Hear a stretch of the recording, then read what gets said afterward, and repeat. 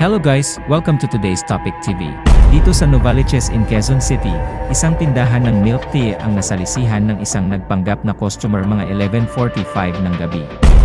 Makikita sa video ang lalaking punong-puno ng tattoo sa kanyang katawan at umorder ng pagkain sa babaeng tindera.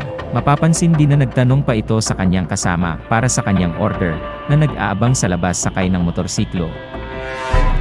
Agad naman itong inihanda ng tindera at pumasok sa loob. Dito pa lang ay nahagip na ng kanyang mata ang cellphone sa harapan niya. Ang cellphone na ito ay ang ginagamit ng store para sa mga online orders na kadalasang pinag-interesan ng mga kawatan.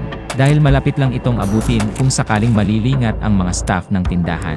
Pagbalik ng staff agad na naiurong nito sa ilalim ang isa pang cellphone, kaya't hindi na ito nakita ng lalaki. Habang busy pa ang staff sa pag-prepare ng mga online orders, ang lalaki na may matyagang nag-aantay, na tila mahirap pang gawin ang kanyang in-order para lalong magtagal ang tindera sa pag-prepare. Mapapansin din na nag-isa lang ang staff ng store kaya't parot parito ang kanyang ginagawa na sasamantalahin naman ang kawatan.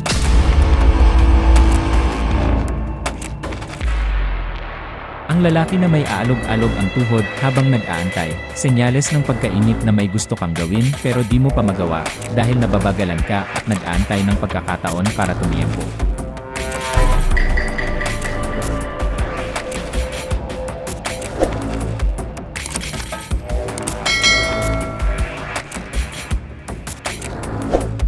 Kaya't saglit na lumabas ito para kausapin ang kanyang kasama.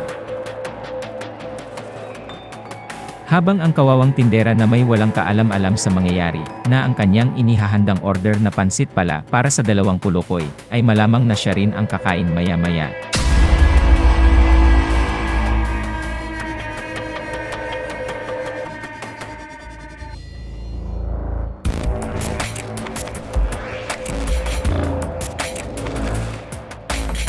Pagpasok ng babae sa loob ay medyo natagalan ito. Kaya't agad naman itong sinamantala ng lalaki para kunin ang cellphone ng tindahan.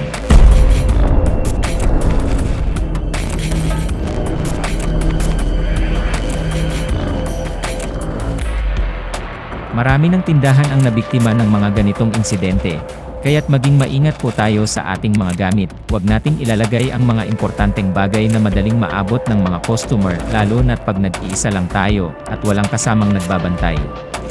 Naipablotter na rin ang lalaking ito sa mga pulis, kaya't kung sino man ang nakakakilala sa taong ito ay ipagbigay alam agad sa mga kinaukulan, upang hindi na makapambiktima pa at makaperwisyo pa sa mga taong naghahanap buhay at lumalaban ng parehas katulad ni ate. Marami pong salamat at ingat po tayo lagi.